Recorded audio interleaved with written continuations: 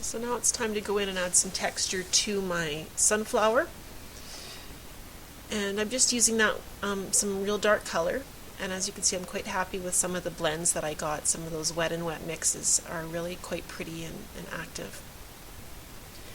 And I'm just doing short little brush strokes, thinking seedy thoughts, and painting in those dark areas.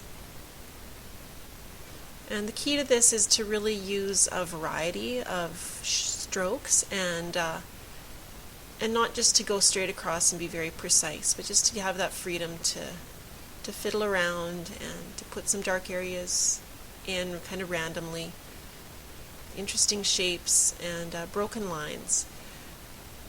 I don't usually go straight across without adding some variety and some little empty spaces, and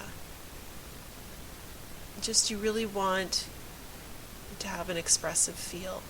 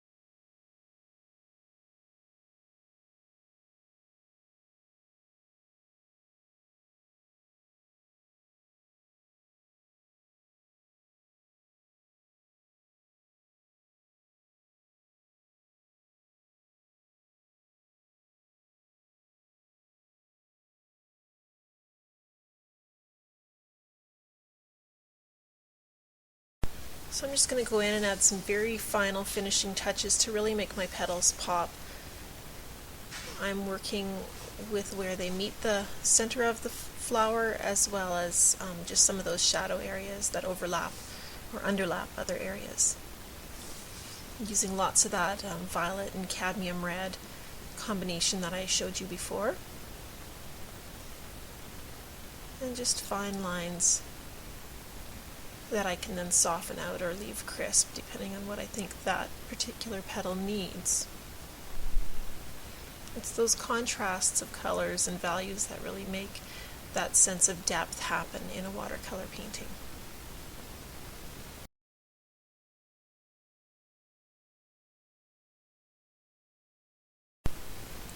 So it's good to back up and look at it from a distance for a second, especially when you've been working on detail areas real close. I've gone in and added some shadows to my back leaf there. Because it's in shadow, it's going to be a little bit darker and a little bit cooler. And I'm also going to add just a little bit more detail and dimension to my veins, just to make them a little bit more dimensional and just to pop a little bit more. Just got a bit of a dark green again, kind of a shadow color, with a little bit of blue in it so it's nice and cool. I'm just going on the shadow side of the leaf, where I'd imagine a shadow would be coming from the direction, whichever direction the sun is coming from. And then I'm just softening that out with clear water. Under the petal there's going to be some shadow too. And then again blending it out, lifting and blending it out with some clear water. A slightly damp brush. A lot of these are very subtle effects, but they really make a much more finished look to a painting if you're willing to take the time to do them.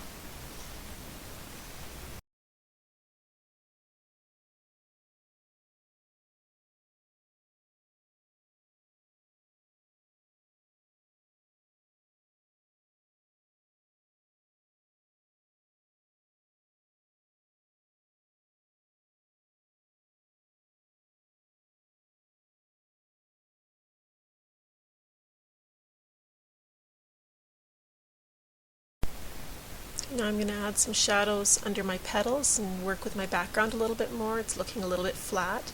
So I'm just going to add in another layer of some wet and variegated color.